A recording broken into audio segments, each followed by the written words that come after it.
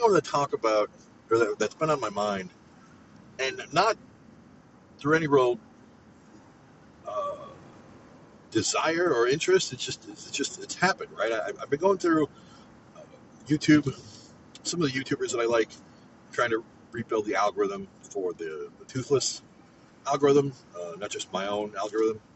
So I am rewatching videos from a bunch of people that I like. I tend to lean towards those who can take themselves seriously, but also not. And oh, should I go that way? Go that, and go up to. I could just go. Yeah, let's do that. Let's do that. Let's turn here. Um, and people like John Oliver, right? Last week tonight, they've been putting the old seasons up on YouTube. I forget why. He just talked about it at some point, but they've been able to.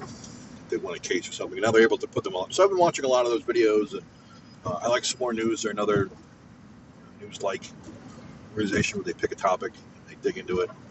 And I like them because they have a lot of information. They do a lot with fact checking.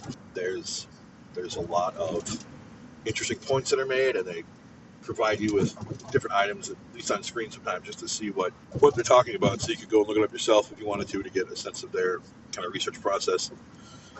And they do funny stuff. I prefer John Oliver's humor more. The Some More News team they do great stuff, but some of it can get a little more absurdist than I am generally interested in.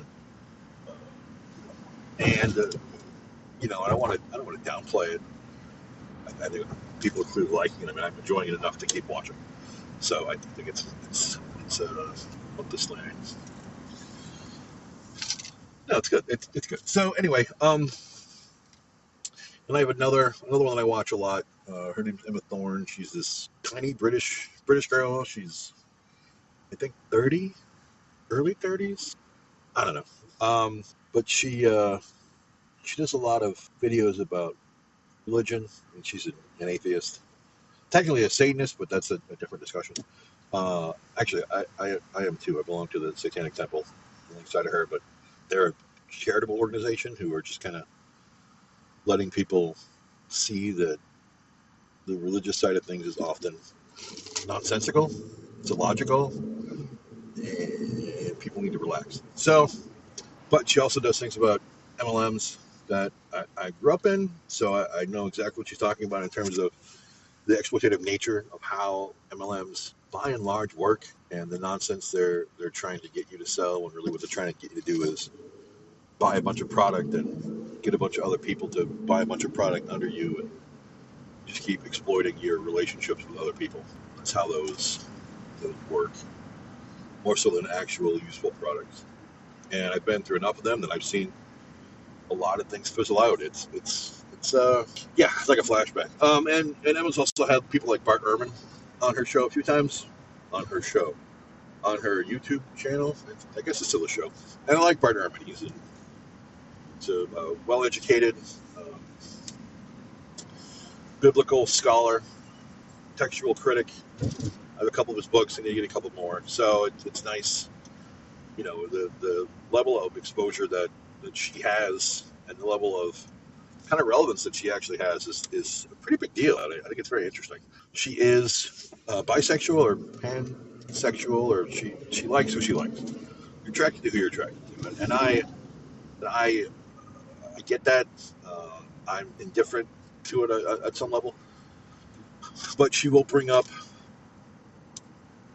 topics of conversation around LGBTQ rights and situations, and I find it compelling. I find that group as a marginalized group to be, they're a marginalized group, right? So I got beat up a lot growing up in school, and I can appreciate the lack of power and the victimization, obviously only to an extent, right? I don't have, I've never had I had that one kid that threw me up against the wall and started choking me in 5th grade, but I wasn't worried I was going to die. I was honestly very confused as to what was going on. But the point being, right, You think about white privilege, male privilege, being a white guy, right? There's certain things I don't have to worry about, right? The Ben Monk and I talked about this, I think, in one of the other in the other recording that we did, where he's like, look, one thing we have in common, one thing that we've had in common for a long time with minority groups or marginalized groups, being poor, right? You don't have access to things. You don't know things. You don't have the same opportunity as things, but the same opportunity to do things as other people.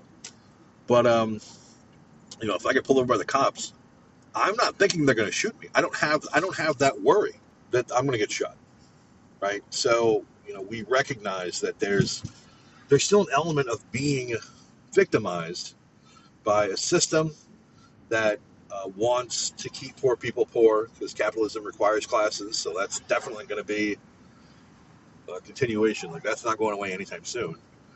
But then to add other elements on top of that of willful ignorance of people and willful hate of people. Being a black man in this country is sketchy at best. Being a black woman in this country is fundamentally worse. If you look at the statistics and the history, it's terrifying. And we look more and more to kind of the trans community right now, and the LGBT community at large. But the trans community shows up a lot because they seem to be the new boogeyman, or the newest boogeyman.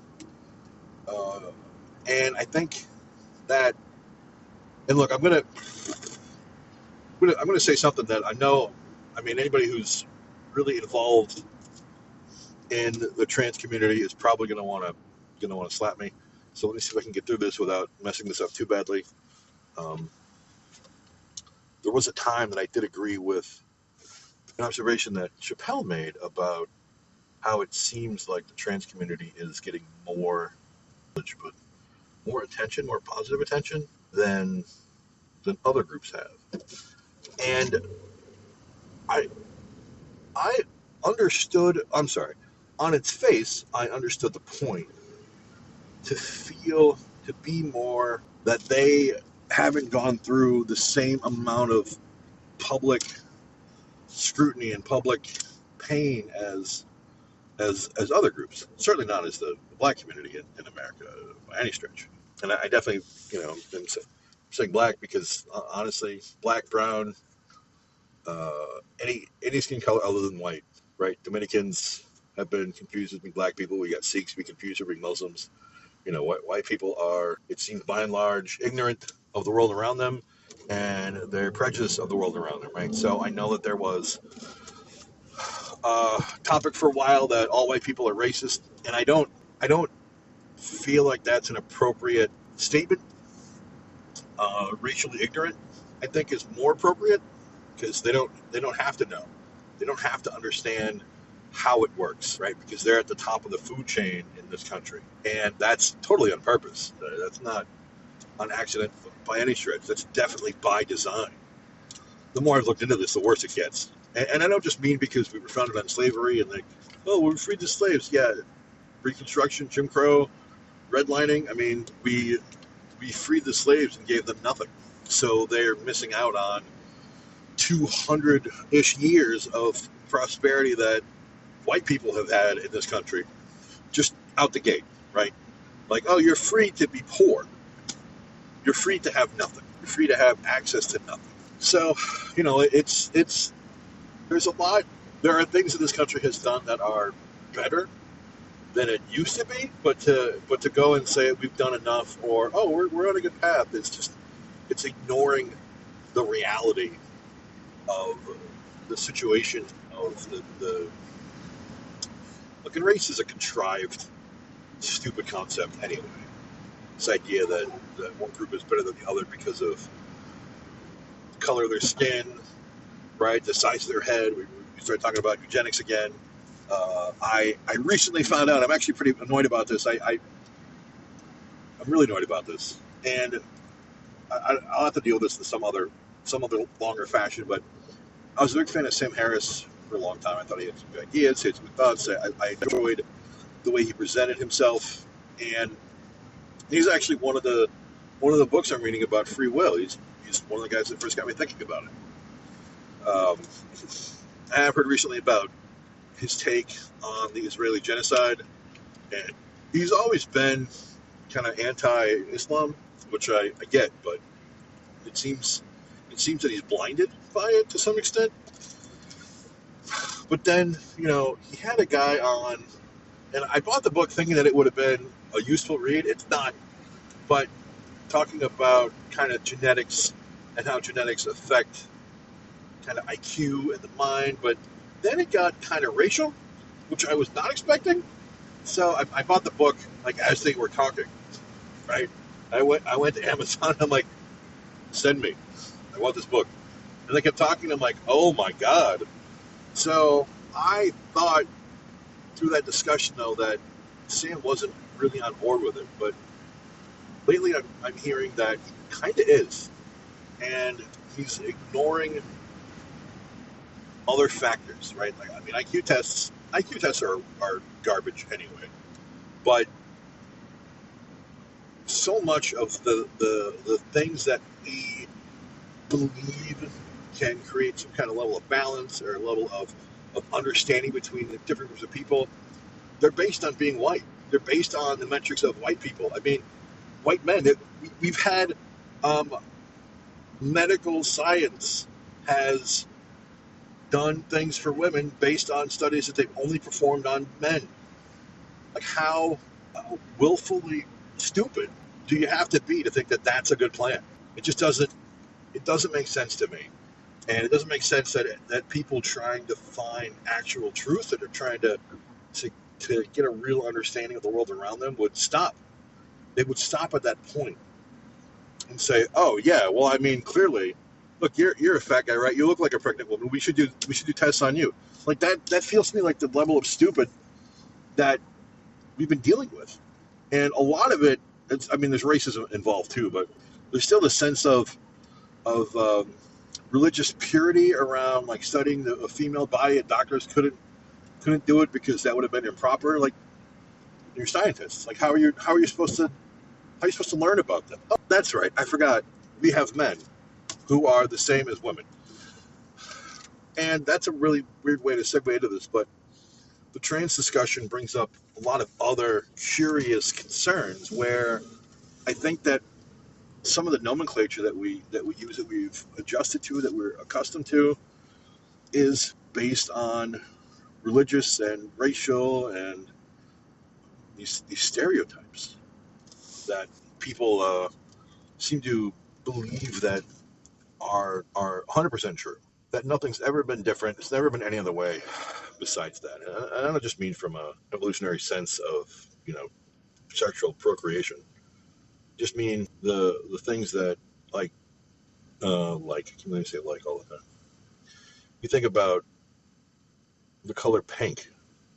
Pink is a girl's color. Pink was originally created as a boy's color, right? We've changed our thoughts on the color pink, and now it's a girl's color. Girls like pink, girls like blue. Who cares, right? So this idea that means something, like that should hold weight, is odd to me. There's a lot of those things that there's no value to them on a level beyond, societal or cultural or just kind of where you live. Not everybody has access to pink. I don't know.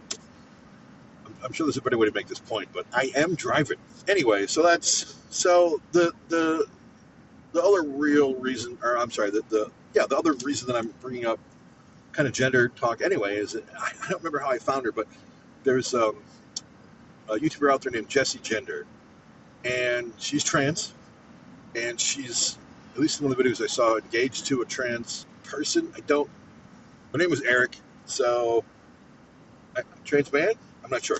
I'm not 100% sure. I don't want to mess it up for a couple reasons. One, this gendering is largely irrelevant to me on some levels at this point, so I don't totally care what gender they are presenting as, presenting, referred to as. It's fine. It's not a huge deal to me anymore. Honestly, I don't know that it ever was, right? I mean, I had a conversation with someone I was playing a Star Wars video game online 20 years ago. It was text based, right? Role playing stuff, and wow, that trailer is messed up. And we started getting into these conversations about race and gender, and before transgender discussions were like a real thing. But before I even think we were using the term transgender in a normal conversation, we used to have other terms that I'm pretty sure I'm not supposed to say anymore. So I just won't, because it's offensive to them on a level. It's offensive to them on a level that would be similar to the N-word. I don't 100% accept that it's that similar to the N-word, but again, we're talking about different histories of different groups of people and how they have been treated by and large throughout history. And I think everyone's pain and trauma is valid.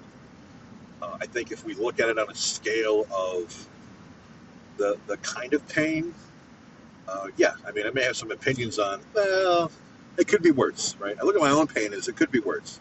Sometimes I make it worse, but that's not why I'm here, right? It's the fact is that it's still pain, it's still trauma, it's still hate, it's still a disregard for them as human beings. It's discounting their feelings about who they are as a person. And I think that, oh, that's terrifying. That's a lot of weird, creepy decorations for Halloween. Oh, excuse me. So it's difficult having a train of thought, and then you jump tracks, and then maybe you jump a train once in a while, and you forget where you were or where you were going.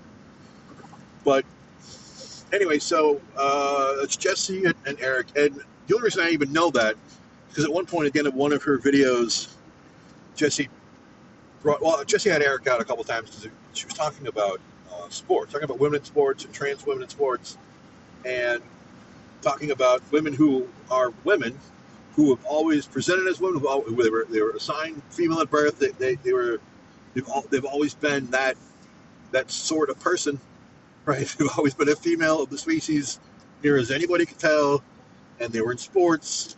And because somebody had a bugaboo, they decided that, oh, you're clearly not a woman. Iman Khalif came up, who was a boxer from Algeria, where being trans is not legal. They do not like that idea whatsoever. But she doesn't fit the look of a European descended white female.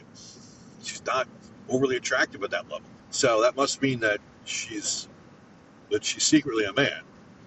And it all started when she was having a fight with a smaller, whiter chick who showed poor sportsmanship.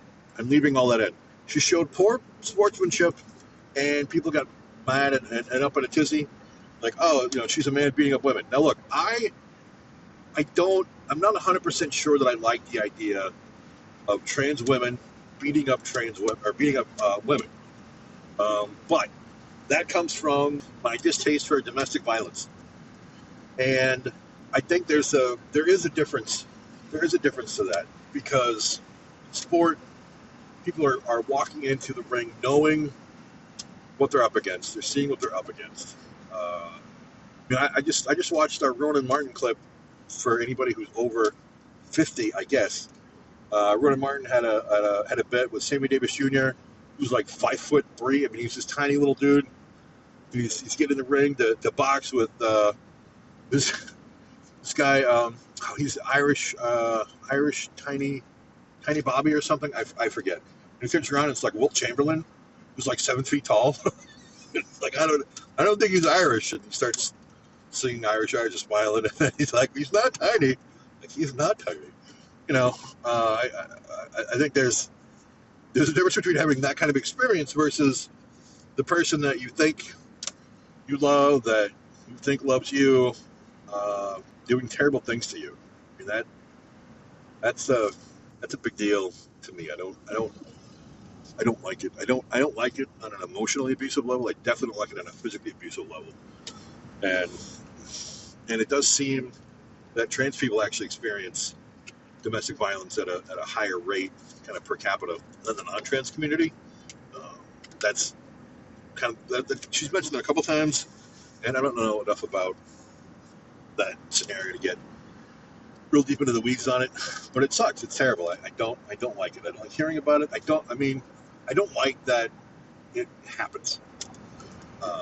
But that's not why I'm here. Anyway, so Jessie's not into sports, right? Jessie's very much a nerd, big fan of Star Trek. She actually did a movie, sci-fi horror movie with some trans people, and she got John Delancey, who was Q on Star Trek Next Generation, to be in her movie. I mean, that's a big deal.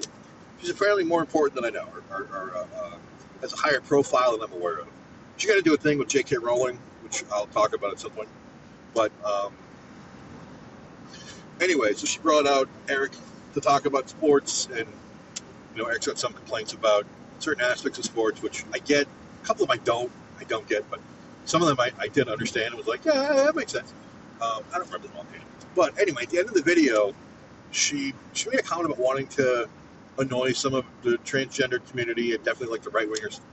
And she said, I want to have Eric come out and we're going to make out while the names of my Patreon supporters scroll across the screen. Like, what? And Eric comes out, and they'd already been together on the video a couple of times, and they cracked me up. They're just a couple of dorks in love, but you can tell that at a certain point, Eric's like, "Can I go? Like, what? Are you done with me? Can I go be away?" And Jessie made a comment about how Eric's off doing adult things while she talks to a camera, and so Eric comes out and says, "Let me see if I understand this correctly. You want to exploit our relationship for money?" And Jessie's like, "No, I do it because I love you." Eric says, "I don't think I'm into that. Like, I don't think that's right." I can't remember now exactly what was said, but it made me laugh. And yeah, they started making out. Not aggressively. I was, I didn't watch it very long. I don't tend to watch people making out anyway. But it cracked me up. Like, yeah, they're going. They look at the timestamp. Like, there's still a minute left. Is this just going to keep going on? Like, what's happening? So I just liked it. I liked the look of them as a couple. They were entertaining. Different dynamic, both dork in their own way, and it was cute.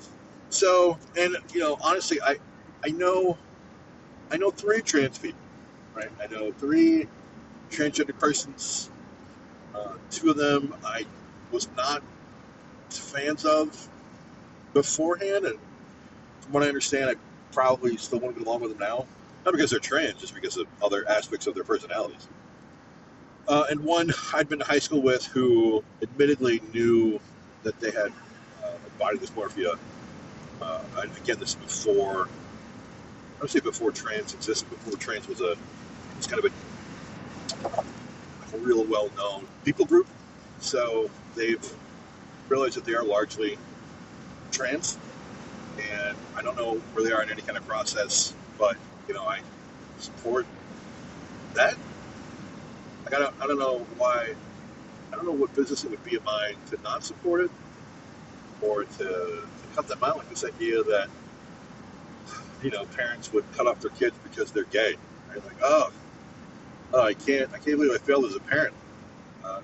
No, this is failing as a parent. Kicking your children out to the street, that's failing as a parent. Refusing to try to understand them, that's failing as a parent. Trying to force them to be something.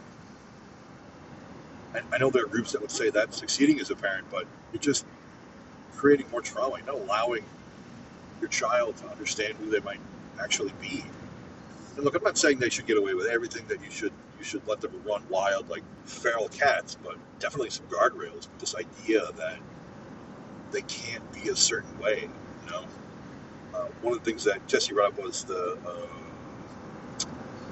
there's a movie, I guess, or documentary kind of thing on this channel called Epic Times. Right? And Epic Times is, and I know this from watching the commercials on YouTube, they're a right-wing religious collective of lunatics. So I'm not surprised that they would make videos of trans people in a real negative light.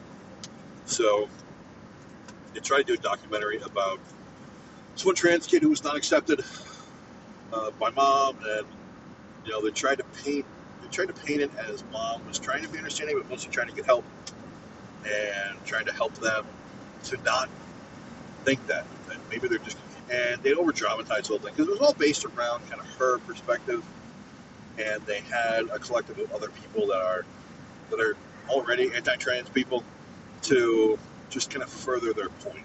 And ultimately, and sadly, the child ended up committing suicide, and that happens a lot in the trans community.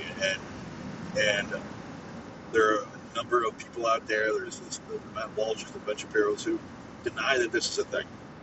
And there are words that I have for them that I probably won't say on this format, but there's definitely words to describe the travesty of human filth that they are, the diseased and rotting genitalia of society that they represent. It's horrifying to me. But and it's not difficult for me, for somebody who's thought about, who's had suicidal ideation since they were 10, right?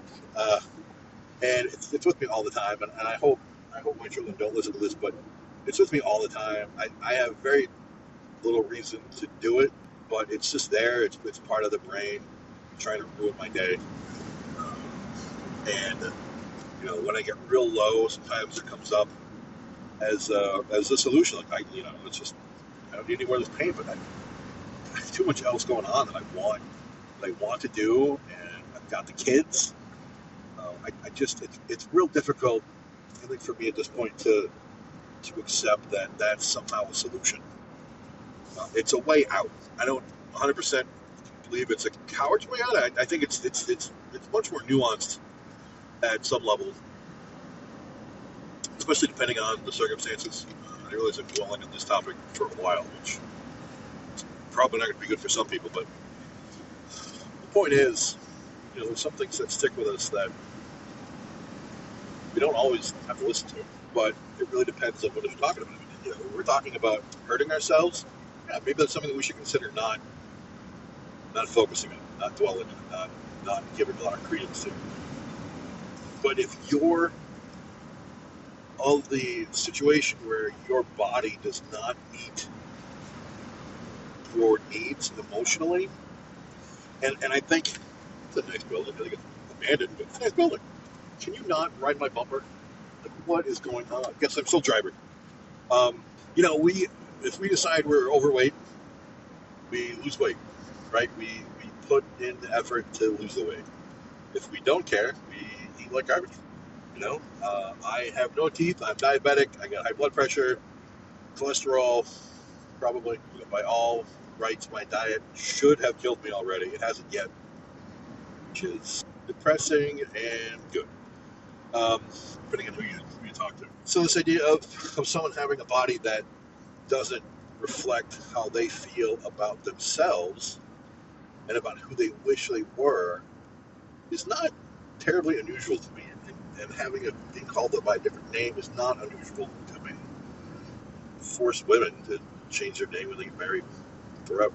I mean, for a long time. I don't know how long that practice has been going on, but certain names aren't always necessary either. So it's a whole thing to even figure some of that stuff out. But again, this goes back to we accept certain things that we're used to as it's the way we've always done it. It's the way we should always do it. And it's like, no, that doesn't make sense. Like, how is that your plan? Right? How is that your ultimate solution? It doesn't work. So I think I lost track of what I was talking about in the traffic circle. Wow, did I lose track of everything? I was talking about the traffic circle. So transgender. I mean, so one of the things that I am learning with the readings about free will and about kind of our neurological makeup is there are studies that are showing, and I don't know enough of the details to even explain this properly, but I'm going to do it as high level as I can, that people who are transgendered do exhibit mental patterns that are more in line with the gender that they identify with and with the one that we would say that they are, or that they would have been assigned at birth, right? So, the brain is trying to tell us something different, and we have examples. I mean, and the thing too, right, is it's a super rare event.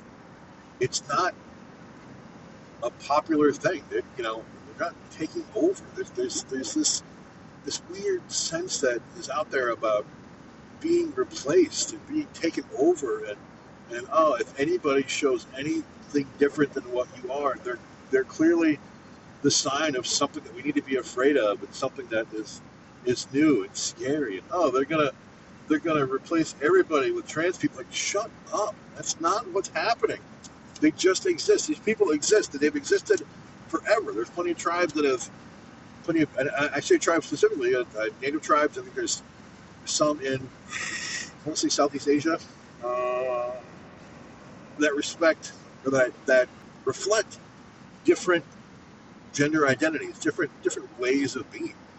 And it's not, the Anglo-Saxon, European, Victorian, westernized religious view of what a person should be, right? It's just, they're like, oh, yeah, you want to do this and that, great. Oh, you're not, strictly speaking, going to align yourself with the other men, cool. They're not ostracized, they're not hated, they aren't killed.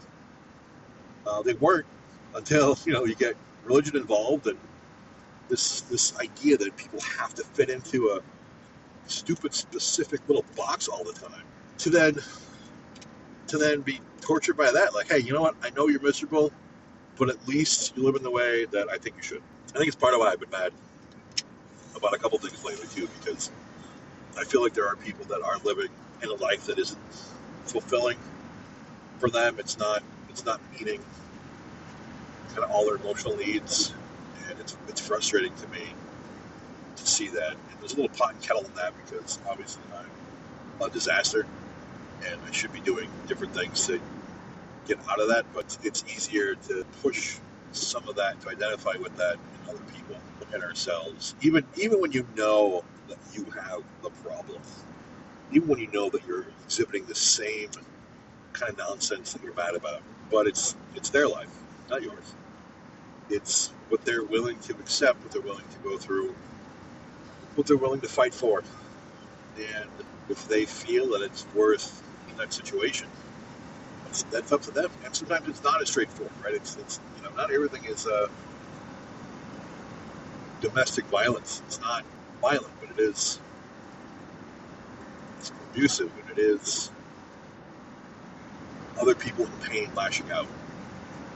And do we let those people drown, or do we keep trying to love them and just finally tell them what it's doing to you, and that they need to get help for themselves, without necessarily setting an ultimatum? Just like, listen, this, maybe they don't see it, because when you're wrapped up in your own pain, it's hard to, it's hard to it can be hard to extrapolate to how it affects other people, because you think your misery is your own, but you're making other people around you miserable, right? So when I'm having my freakouts, a couple of people that were having to deal with it, or didn't have to deal with it, but they accept me enough to go through it with me until I get too much. There are definitely times where you go too far with it, you make it too personal. You can dig a little too deep to try to get a different reaction, to get something more visceral, and not just something that's supportive. And that's, I don't like that. I don't like that I went there recently. So I understand some of what's going on around them, and I want the best for people. I want them to be able to be who they can be, who they are, as much as they can be, which is why I think I have taken a shine to Jessie and the trans community as a topic.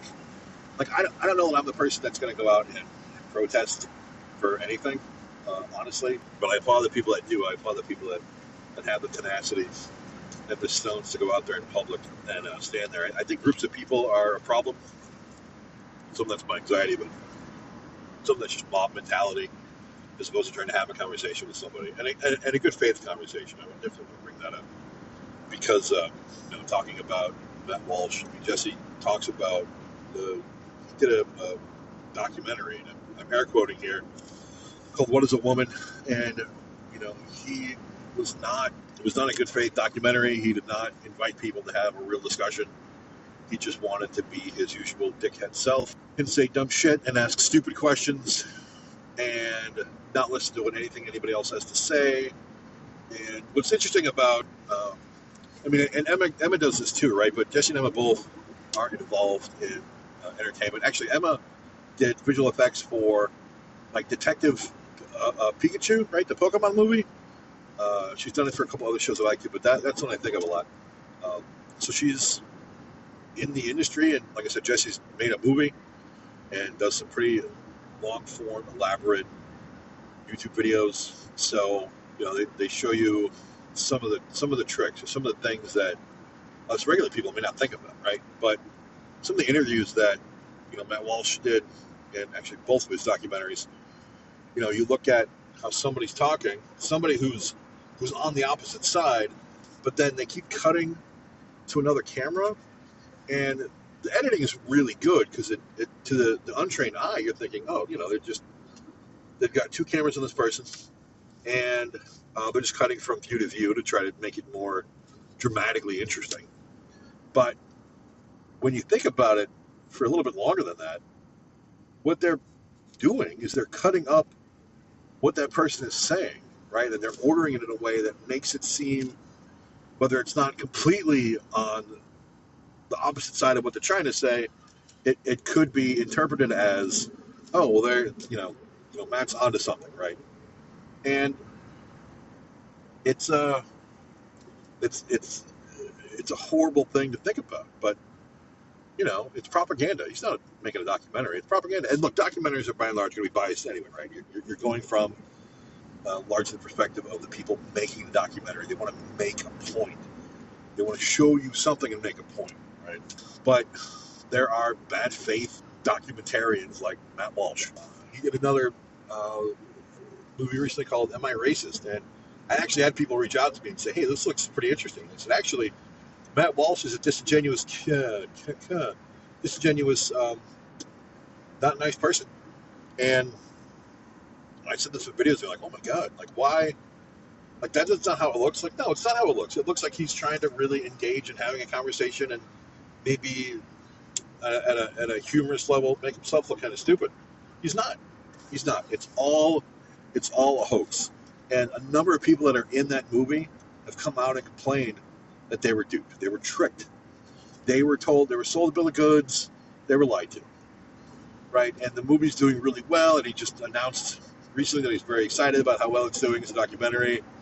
And I had to respond like, yeah, because you're a disingenuous jackass who lied to people, who tricked them to be in your movie. And your trailer looks like you actually want to have a good faith discussion when in reality, somebody needs to kick you in the nutsack with a pair of steel-toe boots. I'm told I'm not supposed to condone violence, but it's real difficult with people like him out there peddling the kind of nonsense that they're peddling. Why is going on? Do people not understand how to drive right today? I mean, remember the term Sunday driver used to be a point of pride. It became a joke, but it is Sunday, and these people are driving like not good. They're driving not good. Drive better. Anyway, Matt Walsh can suck a rock through his nose. Where was I going with that? Yeah. So Jessie's. So Jessie did a long form video talking about like the idea behind, like at a biological level, what constitutes kind of male and female, and some of the stuff I already knew, right?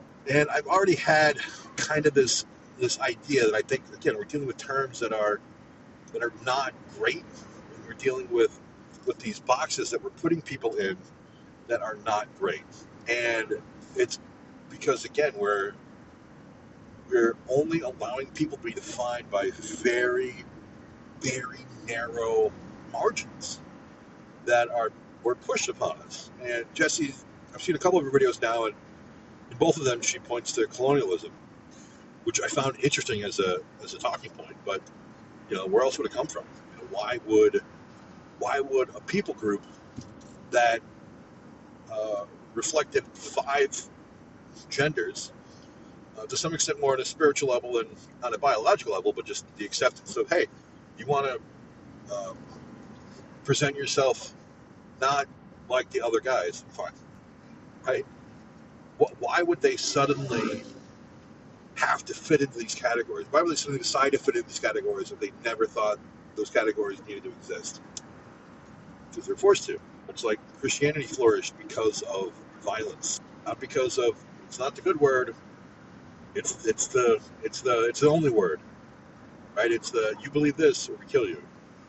And Islam is going through a lot of that right now too, and I'm seeing a lot of videos from different places around the world where there are, zealots, religious, pious men who are making demands about making the world a Muslim world, and that to me is as terrifying as the right-wing Christians who are aligned with the Nazis in this country want that national, that Christo-fascist, put this spot, Christo-fascist nonsense.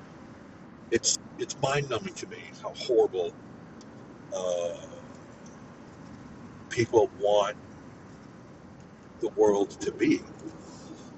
I have no idea how long I can record. It's been 65 minutes. Yeah. But we have a lot to be real pissed about colonialism. We wouldn't have this country if not for colonialism. So I guess I still think it's stupid. We would have something else. We'd have a different world if not for colonialism. It's really what it means. Can you all get out of my way? Why is the driving so chaotic right now? Oh, wait, are we all going to speed up a little? Yay! Speed limit, haha, give it the speed limit is way faster than this, come on! Yeah, so, trying to enforce this strict kind of alignment in so much of life, in sport, in medicine, in the concept of what is or is not a male or a female, and really what you're dealing with on a procreative standpoint is, can a given individual put sperm into another given individual? Okay. Can the person receiving the sperm produce a child based on ovum? Do they have the right parts to create a child? Cool. Okay, there you go. Right? Sperm and baby maker. Those are the two kind of points about procreation that, as a sexually reproductive species, that matters, right? And that's generally reducing it down, but I think that's the only real way to reduce it, and that doesn't define male or female. What about females with hysterectomies? What about those who are unable to have children? Both of my kids were at their IVF because my boys don't want to show up to the pool and they don't want to swim when they get there. They're as lazy as I am. Not everybody has that same opportunity that other people have. Does that make them not what they are? So I think this need to categorize people at that level is, again, it's really only interesting, or it's only really necessary in the sense that if I want to couple with another person, right? If I want to be in a relationship with another person, am I attracted to that person? Do we want to make a child? Maybe we don't. Right? I'm 45. It's not really something I'm overly interested in doing. I want to get a cat at some point, but I'm barely convinced I can keep that thing alive. That's between you and that other person. And medically, it's between you and the doctor, and them and their doctor, and whoever else you want to get involved in kind of knowing your situation or whatever. But it doesn't need to be this whole thing. Like, I think the implications or the pressures or the standards that religious people are trying to place on existence is right? We're dealing with nothing. We're fighting over nothing. Why are they not allowed to just live their lives? I mean, again, they're not causing harm to other people, and all this unsubstantiated fear about the other and how though they're gonna hurt us, right? They're gonna hurt. Let's see, the black guy is gonna whistle at the white lady, and we're gonna hang him while everyone in the neighborhood comes and cheers it on. How fucking savage is that? To be part of the group, the people group that came to this country and claimed all these other people who were not white were savages, so they were slaughtered by disease, by genocide, uh, and somehow we're the civilized ones. It's just disgusting to me. It's so brazenly contradictory, but they feel they're in the right because God's on our side. Uh, what what does that have to do with anything? You're made up holy man who wiped out everyone on the planet besides the Jews would not be on the side of the white guy because you're not Jewish, right? You got to reread your book. Oh, Christ did away with the Old Testament. Okay. When did Christ say to slaughter the natives? When did Christ say that being anything other than white, heteronormative, and specifically male and female in a way that you defined it? When did Christ say, oh, we should kill them? We should kill them, right? Motherfucker, you don't listen to your own logic. You just get on the hate train. It's so stupid. It's so stupid to me. It riles me up. Yeah, so I learned a lot from Jessie. Again, she's done some really long form, like a couple hour long videos on some of these topics, and I got through one. I got through one of her those long videos. She's doing about J.K. Rowling, because I didn't fully understand. Right, my understanding. My understanding of the J.K. Rowling thing was that she had made some comments about trans people, but they seem the ones that I were familiar with, because I didn't look into this a lot at the time, because I didn't care. I don't care. I'm not Harry Potter's fine. I've never been really interested. I just I do have the movies. I bought them for the kids. They don't care. They probably will when they get older, but they didn't care when I got them. But they're decent films. It's Star Wars like, so I probably should like it more. But I feel like Star Wars did it better. I don't know. Differently. Well, in the way that I'm used to it. Let's just say what it is. They grew up with Star Wars. Other people grew up with Harry Potter. That's fine. And Jessie grew up with Harry Potter, so this is more personal for her, more of an effect on her than it was on me. So, but being able to understand what's being talked about was very helpful. But anyway, my impression of what J.K. Rowling had said was more of a confusion or asking questions about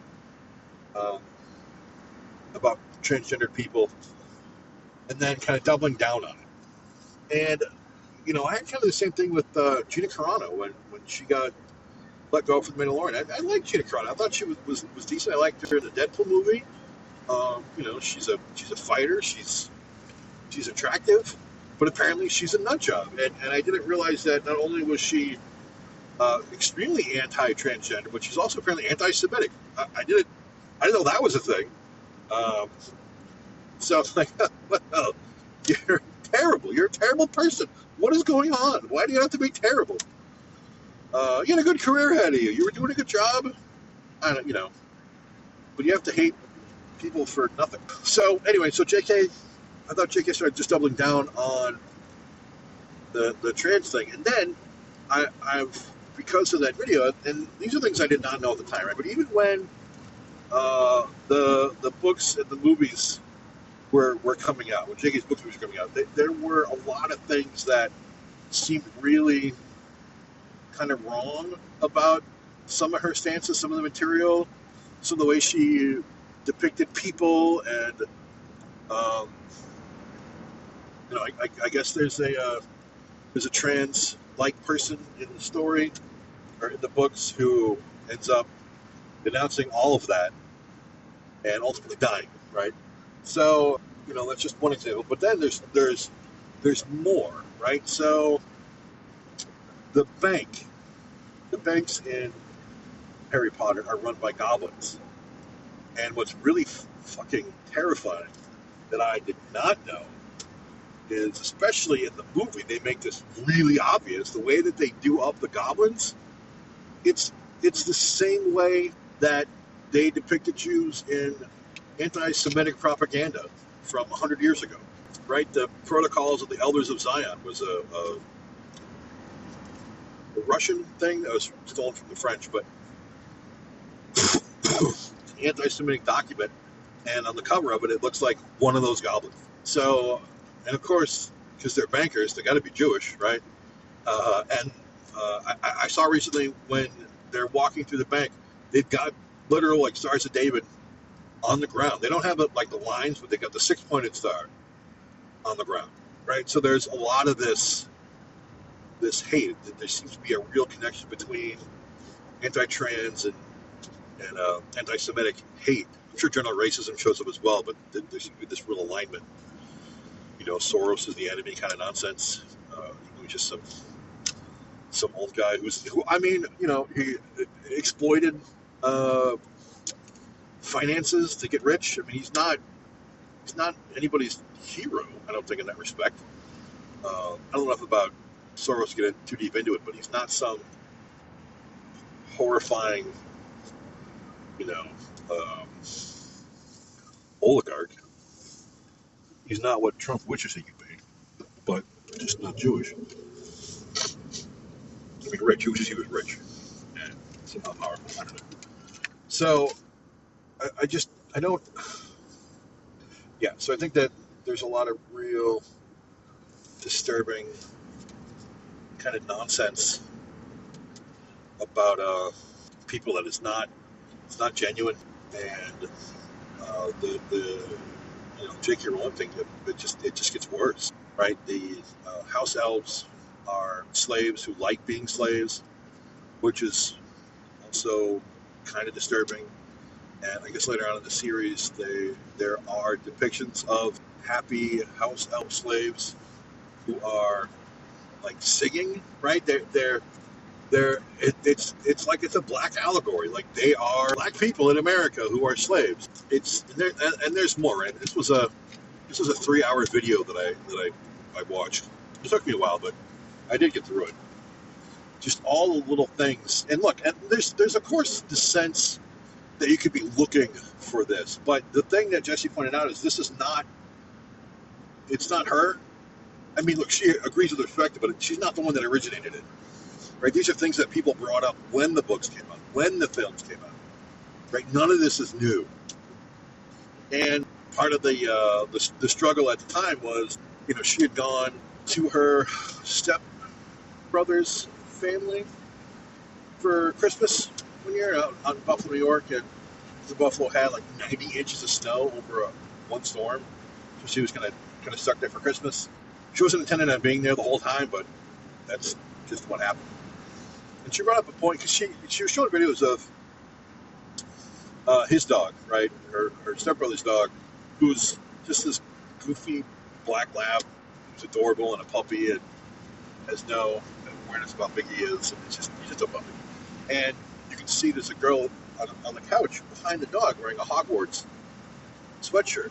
And at the time, Jessie had made a comment on Twitter about how people that are going to spend money on Hogwarts Legacy are really helping to promote anti-trans, and obviously she got attacked for it. And her larger point was not that you can't, like, obviously you're going to do what you're going to do, but all you're doing is you're giving someone like J.K. Rowling more of that.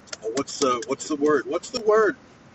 I can't think of the word. Relevance, where she remains relevant, as opposed to just people liked Harry Potter and she was a wacko. Now it's like, now we have a new game coming out. Great, cool. So it's not about her getting money. It's not about JK getting money. She's already a billionaire, right? She already made an absurd amount of money. She gave away an absurd amount of money, right? So she has aspects that also come across as being nice and being heroic and being God, another word I can't think of, altruistic. But when you look into some of that stuff, she's opened a women's shelter that won't allow trans women, even though a whole bunch of other women's shelters allow trans women, right? Because there's a difference between being a trans woman and being a predator, right? They're not the same thing, right? This equivocation between being a pedophile and being a trans, or being a gay and being a pedophile, like these are not equivalencies. That's not how that works. It's not how any of that works, and people refuse to kind of accept that reality. So, and JK keeps kind of like not just doubling down. I mean, she if you look across her history and look across the materials, I mean, she just seems like she's actually kind of a vile person who has horrible ideas about humanity, and it's really unfortunate. It's really unfortunate, and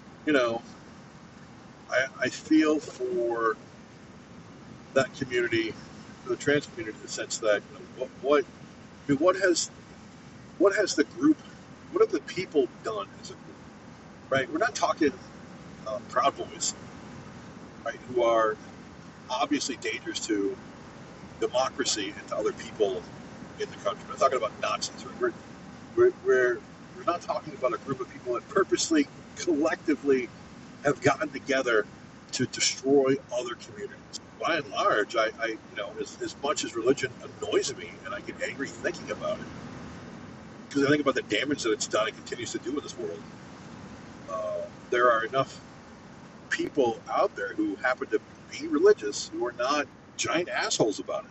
They have a belief system. Whether they insist that other people live that way or not is largely where I'm going to kind of begin any sort of judgment on them, right? Any sort of opinion.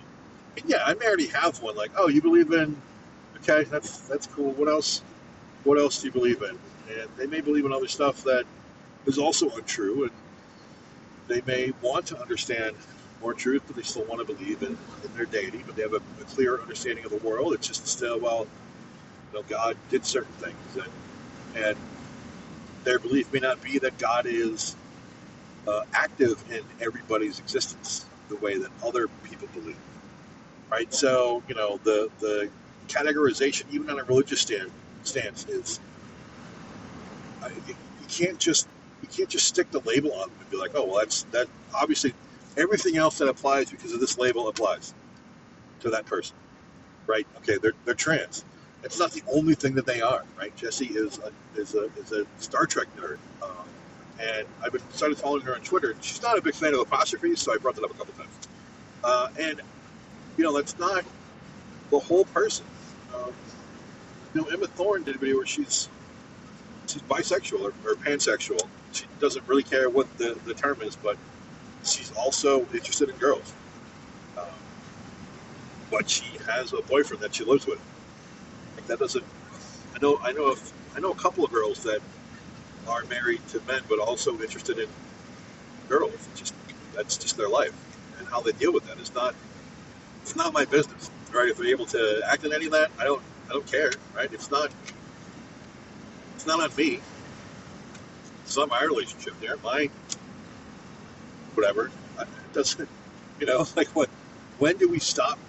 When do we start accepting that other people kind of live their own life, and if they're not actively hurting other people, and if they're not actually trying to hurt other people, maybe we leave them alone. Maybe we just hope, or maybe we help them to be able to live as good a life as they can, right? Without exploiting them or them exploiting other people, and then that would be it, right? And not for nothing, those people that are super hyper judgmental and hyper religious, judge not lest ye be judged, and then to have the tenacity of entitlement to then say, well, I'll be judged well. Yeah, you don't know that. You're not even worshiping your God correctly. You don't even understand what that means. You say you read your Bible every day, but I'm willing to bet that you aren't reading it as often as you think, and you aren't reading the things that you should be reading. You're missing out on some very specific facts. But, I'm also not one of these atheists that think we need to get away from religion or do away with it, because I don't think we can. I don't think it's possible.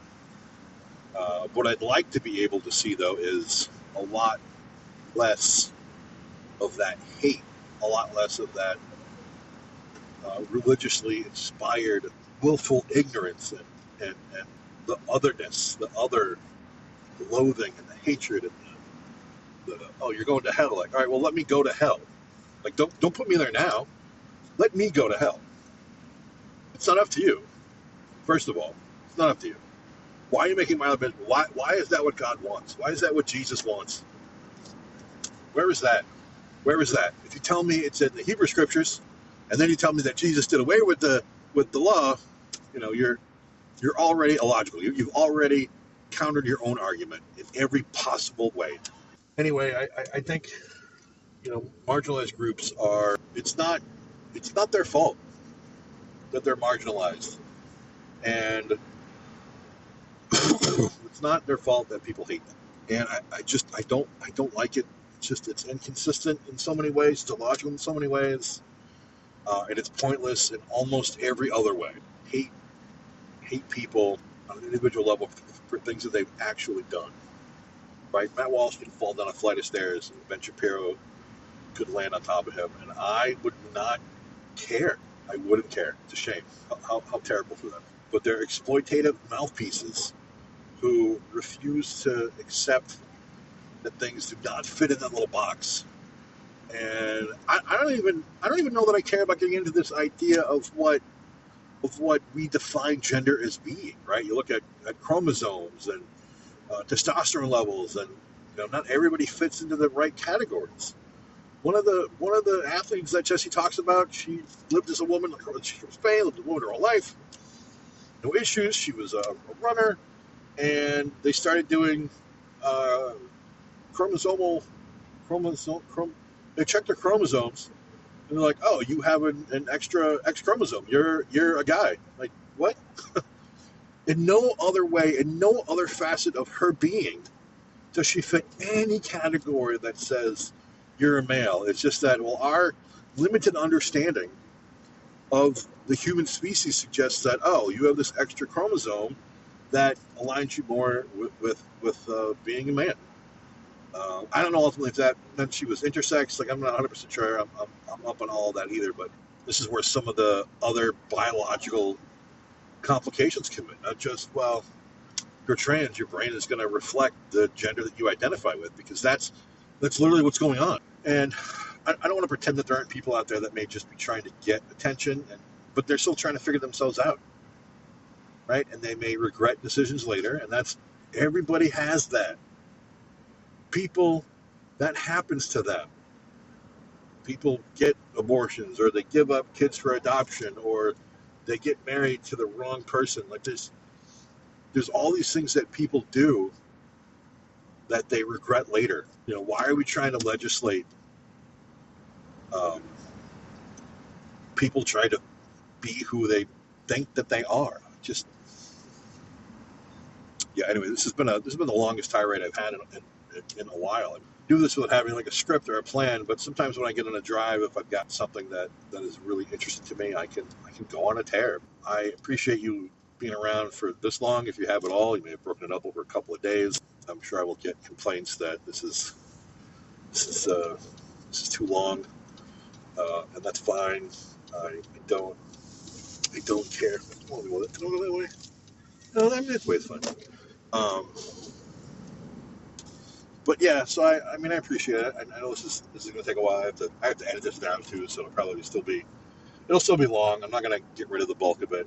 Even if I separated it out for the first 20 minutes of my mental health check, I'm still looking at 60 minutes on this. So, I kind of interwoven into this topic. So we'll see. We'll see what I come up with. But anyway, I may record more on the way back home. But for now, I'm going to just kind of chill out. But thanks for listening, and I hope that you're all having a good day. And again, I apologize to anybody that I've hurt or pissed off the last week. It's not intentional.